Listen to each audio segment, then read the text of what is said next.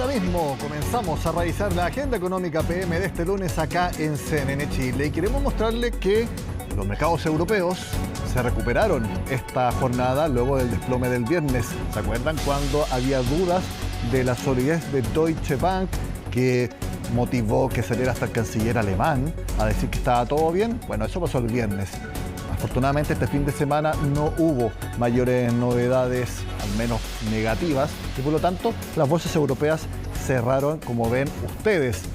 El Eurostoxx, que es el índice de las principales acciones del viejo continente, subió 0,82%, la bolsa alemana 1,14% al alza, la bolsa de Londres, el FTSE, 0,90% y el IBEX de Madrid 1,29%. Quisimos mostrarles cómo cerraron las bolsas europeas, porque afortunadamente no hubo ningún desaguisado en este muy delicado momento financiero que están viviendo los bancos y que tiene a todos los mercados muy atentos a cualquier noticia.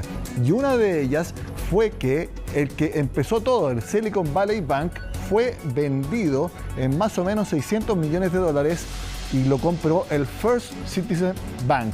Esto fue uno de los factores que movió el mundo del dólar y su precio, obviamente, en distintos países. Lo analizamos en el contacto de todos los lunes con XTV, en esta ocasión con el analista senior Juan Ortiz, a quien vemos en pantalla. Juan, gracias por estar en Agenda Económica. Gracias a ti, Nicolás. Esta señal de que First Citizen comprara el Silicon Valley Bank obviamente da un respiro a los mercados y también da un respiro al dólar en comparación al resto de las monedas. Efectivamente, lo que tú dices es muy cierto. De hecho, hoy en día esta compra por parte, o sea, que se hizo hacia Silicon Valley Bank, de momento está relajando en realidad la renta variable internacional, pero aún así siguen las especulaciones de que toda esta quiebra que se ha venido ya dando con algunos bancos estadounidenses y también europeos pueda llegar a expandirse. Ya aún, no obstante, la Reserva Federal en su último comunicado dijo que el sistema bancario, el sistema financiero, era lo suficientemente sólido como para que esto se contagiara a demás instituciones bancarias, ¿ya? Pero el mercado de todas maneras está estimando que esto aún así se puede expandir. Ahora vimos este lunes que en Chile el dólar bajó a 806 pesos. Uno también podría atribuir la apreciación del peso nacional a factores internos, eventualmente que puedan haber mejores resultados en el IMASEC que vamos a conocer la próxima semana. Efectivamente, de hecho hay muchos factores por el cual hoy en día el dólar tiene cierta volatilidad acá en Chile. Y uno de esos factores también va a ser el IMASEC que tú también dices. Pero más allá de eso, uno de los factores que fuertemente está impactando en el dólar en el último tiempo son más los factores de carácter internacional. Recordemos que la Reserva Federal ha estado subiendo consistentemente las tasas de interés en Estados Unidos para controlar la inflación, que ya hasta el momento alcanza el 6%. De hecho, la tasa de interés se sitúa en el 4,75% y 5%, que esto es lo que estuvo haciendo de que el dólar se apreciara constantemente. Ahora, con todo este tema de los bancos, el mercado está estimando de que la Reserva Federal ya va a poner un alto a las tasas de interés, y esto debido porque se cree que al aumentar aún más las tasas de interés pueda afectar el sistema bancario. ¿Ya? Y es por eso que, debido a esta especulación de alto en la alza de tasas, es que también estamos viendo algunas caídas en el dólar, no solamente acá en Chile, sino que también a nivel global. De hecho, gran parte de los análisis de mercado, luego de que hablara el presidente de la Reserva Federal la semana pasada, es de que fue un mensaje confuso, porque algunos leen, tal como tú dices, que no va a haber más alza de la tasa de interés. Otros que sí, pueden haber algunas más y que eventualmente pronto terminaría el proceso alcista. En realidad no fue claro el presidente de la Fed, porque dijo que igual cualquier decisión que se tome va a ser dependiendo de los siguientes datos que vayan ingresando en los próximos semanas y meses. Efectivamente, de hecho, Jerome Powell, quien es el presidente de la Reserva Federal, siempre ha indicado que va a esperar algunos datos macros que se vayan a conocer. Y en ese sentido el mercado también tomó esas declaraciones como un poco ambiguas. Pero como mencionaba, el mercado cree que si es que ocurre mayor alza de tasa de interés, se puede ver perjudicado el sistema bancario estadounidense, y con eso obviamente puede desencadenar, o al menos eso es lo que cree el banco, que esto pueda surtir como efecto dominó entre todo el sistema bancario a nivel global. Oye, Juan, te voy a hacer la pregunta que me hacen muchas personas en el último tiempo y que es la que ustedes tienen que responder. ¿Cómo va a estar el dólar en los próximos días? Claro, dime. Mira, la visión del dólar depende de ciertos factores y como te comentaba, todo va a depender de como el mercado de lo que crea actualmente. De hecho, actualmente el mercado estima de que recién, si mal no recuerdo, en septiembre, puede haber el primer recorte de tasas, siendo que la Reserva Federal indicó que no iba a haber recorte de tasas este año, pero el mercado estima eso. Y hay que ver en realidad o tener análisis en base a lo que cree el mercado, ¿ya? De hecho, si vemos la X-Station, hoy en día el dólar está en 805, pero perfectamente podría, en el caso de que en realidad no hay un alza de tasas de interés, poner a prueba el soporte de los 800 pesos para después descender a los 785 en el corto plazo. ¿En qué corto plazo, si ¿en qué corto plazo lo están ese... viendo eso? ¿Si se puede proyectar? Mira, en realidad va a depender netamente de los factores que se vayan presentando, los datos macroeconómicos. Ya va a depender netamente de eso. No te podría dar como una fecha tentativa, pero si tomamos de cierta medida cuánto se ha demorado, por ejemplo, el dólar en caer en estos momentos que han sido prácticamente una semana, podríamos ver, posiblemente podríamos proyectar esa cantidad de días para que llegue a ese nivel. Perfectamente podríamos proyectarlo. Vamos a estar entonces muy atentos a cómo vaya evolucionando el tipo de cambio. Juan Ortiz, analista senior de XTV, gracias por estar en Agenda Económica, que esté muy bien. Gracias a ti por la invitación. Cambiamos de tema y les cuento que Nexus, que es el controlador del grupo Más Vida, la ISAPRE, recibió por un lado una buena noticia hoy. La Corte Suprema revirtió la decisión del Tribunal de Defensa de la Libre Competencia y le dio luz verde para comprar otro ISAPRE, que es Colmena. Pero ¿cuál es el punto?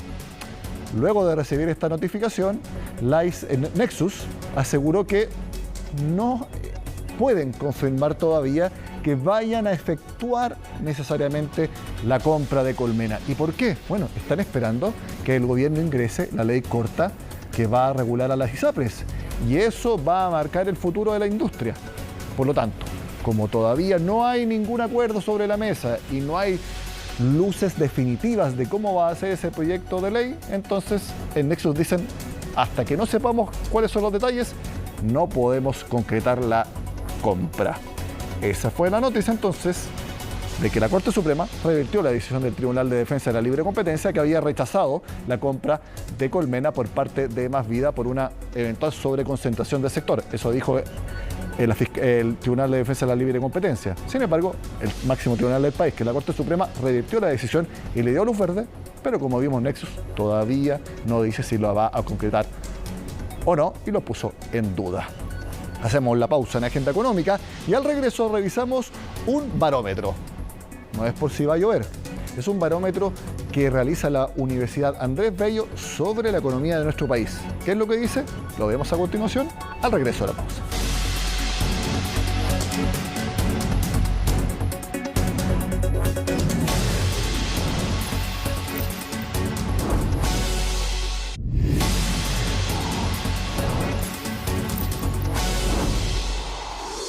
A estas alturas es prácticamente un consenso en el mercado de que 2023 será menos malo de lo que se proyectaba.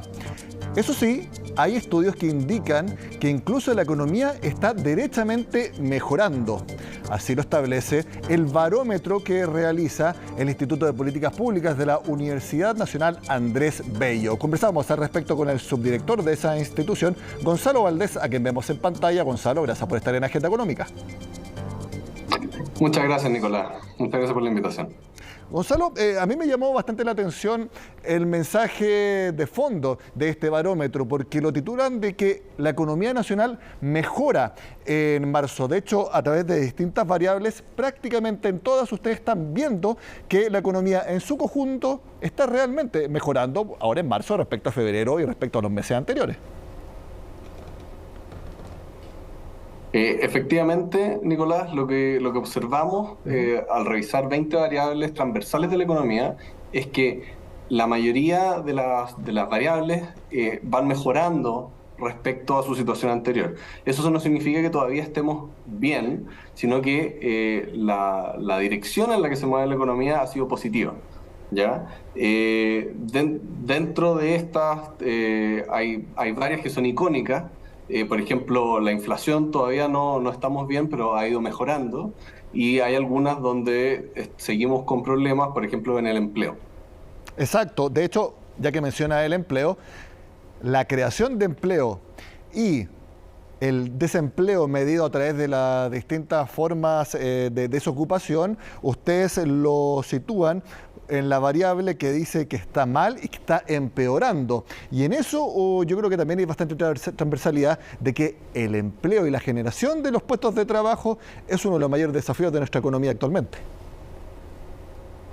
Correcto, Nicolás. Efectivamente, lo que observamos es que mientras hay variables que se han movido, han cambiado de forma más favorable en el tiempo y más rápido, por ejemplo, las expectativas económicas, hay otras que se han movido a menor velocidad.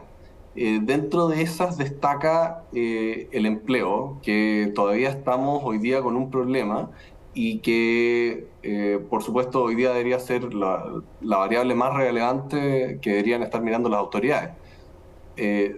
Dentro de esto, quizás lo que más preocupa es cómo generar empleo. Y esto tiene que ver con distintas variables, por supuesto, distintos sectores económicos, y dentro de ellos hay algunos que se ven muy, muy positivamente, como por ejemplo todo lo relacionado con la minería, en particular el litio, que hemos visto un crecimiento espectacular, y otros donde hoy día estamos con problemas, por ejemplo, los del sector del retail. Exacto, y eso tiene que ver con la caída en el consumo. Ahora, ven, por ejemplo, en la construcción que puede haber buenas oportunidades de empleo, especialmente a través de obras públicas, que sabemos que este gobierno va a impulsarlo mucho. De hecho, tenemos una nueva ministra en el cargo. Bueno, las intenciones de reactivación en el sector construcción están, como muy bien dices tú, y esperamos que eso se transforme en realidad. Pero, como todos sabemos, la implementación de estas medidas tarda tiempo y requiere licitaciones bien hechas para que no haya problemas, y por lo tanto el gobierno, que esperamos que sea una fuente de reactivación, pero también creemos que no es natural que eso sea en un plazo corto. Eso va a demorar. Respecto al sector privado, también se observa en otros estudios que hemos estado realizando que los precios de las viviendas y el número de transacciones los precios siguen altos, las transacciones siguen bajas y las tasas de interés para acceder a la vivienda, las tasas de los créditos hipotecarios siguen siendo, aunque están a niveles razonables, siguen estando por sobre lo que estábamos acostumbrados hace un par de años. ¿Ya? Entonces, eso hace pensar que el sector construcción va a crecer a una menor velocidad de lo que normalmente estábamos acostumbrados durante este año, y que sin embargo esperamos que el aterrizaje a este nuevo equilibrio sea menos duro de lo que se esperaba a principio de año, en que se esperaba, como tú bien decías al principio, una recesión. Y sin embargo lo que estamos viendo es que ya estamos llegando digamos, a lo peor de lo que nos vimos venir el 2023, mientras no cambien las condiciones internacionales y nacionales, por supuesto, y eso da esperanza respecto al futuro próximo. Sí, de hecho, en el cuadrante, así lo mencionan ustedes en el barómetro del Andrés Bello, que sitúa aspectos que están mal, pero mejorando, ustedes ubican la inflación, lo hablamos recién, IMASEC, confianza empresarial, los saldos en cuentas corrientes y de ahorro, y también la inversión extranjera, que eso está mejorando. Sigue mal, pero está mejorando. Pero quiero preguntarte por las tasas hipotecarias, porque tú las mencionabas como que están todavía altas respecto a lo que estábamos acostumbrados hace algunos años. Eso es un dato de la causa, lo hemos revisado acá innumerables veces, pero ustedes lo ubican en el cuadrante de que están bien y mejorando. Aquí entonces hay que leer lo que sí están altas, pero eventualmente no van a subir más y se van a mantener donde están, y por eso ustedes lo ubican a las tasas hipotecarias en el cuadrante de que están bien y mejorando. Ese es un tema muy interesante porque si vemos la historia larga de las tasas de crédito hipotecario, nos encontramos con que lo que vivimos recientemente, digamos, hace 2 años o 3 años, fueron tasas de crédito hipotecario extraordinariamente bajas, que hasta llegaban al 2%, que es una tasa bajísima. Históricamente nunca se habían visto tasas así de bajas. Sin embargo, si uno ve la historia larga, se da cuenta que la tasa de crédito hipotecario actual, medida en UF, es relativamente buena respecto al promedio. ¿Ya? ¿Cuál ha sido el problema en términos de los créditos hipotecarios en el corto plazo? Que es que las tasas se reajustan en UF, ¿ya? O sea, el monto que pagan las familias todos los meses para pagar sus créditos son en UF. Y al crecer la UF a tasas de 13, 14% durante el pic de la inflación, y a eso sumándole que los salarios reales llegaron a disminuir un 2%, hicieron que el mercado inmobiliario estuviera excepcionalmente apretado, ¿ya? Sin embargo, la tasa de crédito hipotecario en UF respecto a lo que veíamos hace 20 años sigue siendo mejor de lo que estábamos acostumbrados, mejor de lo que era en esa época. Entonces, aunque hay una mejora relativa respecto a lo que vivimos hace 2 años, es peor. Y las condiciones del resto de la economía hacen que el mercado y el acceso a la vivienda estén mucho más limitados. Sí, el resto de los parámetros que están bien y mejorando, según ustedes, el cobre, las exportaciones y la participación laboral. Ahora quiero centrarme en la parte que ustedes califican como que está bien, pero ojo porque está empeorando. El IPSA, ustedes lo mencionan acá, la deuda pública. De hecho, uno de los aspectos que se mencionaba respecto al rechazo a la reforma tributaria es que como va a tener menos ingresos de los planificados, eso podría ser subir la deuda pública. Muchas agencias calificadoras de riesgo lo mencionan. Pero quiero centrarme en morosidad, el aumento de la morosidad. ¿Usted lo ven como un peligro para la economía chilena ahora en el corto plazo? El aumento de la morosidad ha sido sostenido desde que sucedieron los retiros. Pero durante los retiros sucedió algo inesperado por la mayoría de los analistas, que fue que muchos chilenos ocuparon sus fondos previsionales para pagar sus deudas. Y eso hizo que la morosidad del sistema bancario, de tarjeta y del no bancario bajara a niveles históricos, ¿ya?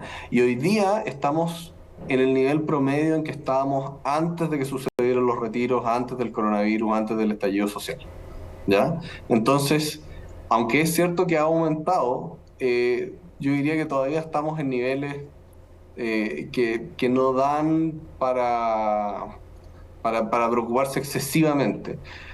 Al contrario, yo diría que de las variables que tú mencionaste recién, la que tiene un problema más de fondo, de largo plazo, es la deuda pública. Cuando nosotros vemos la trayectoria de la deuda pública en la última década, vemos que esta ha crecido más rápido que la economía nacional. ¿Y eso qué significa? Que el crecimiento de la economía no ha logrado que el pago de intereses sea cada vez más barato. Y eso significa que hoy día lo que pagamos por intereses es muchísimo más alto proporcionalmente de lo que pagábamos antes. Y lo que estamos viendo hoy día es que hemos tenido los últimos 3 gobiernos o 4 que han aumentado la deuda total de forma desmedida. Entonces nuestro gasto público está por sobre lo que sería sustentable si no hubiéramos ahorrado durante muchos años.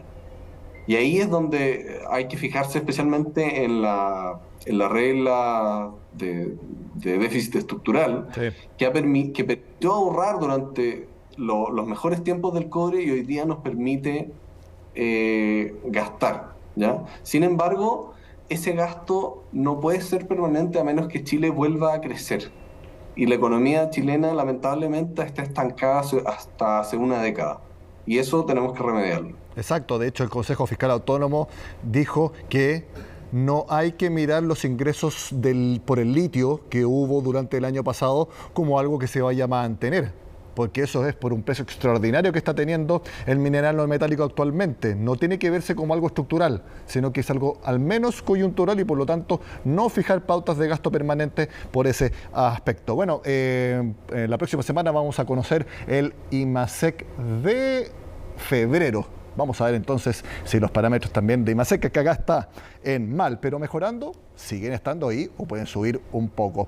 Gonzalo Valdés, subdirector del Instituto de Políticas Públicas de la Universidad Andrés Bello. Gracias por estar en la Agenda Económica. Muchas gracias, Nicolás. Que te vaya muy bien. Igualmente.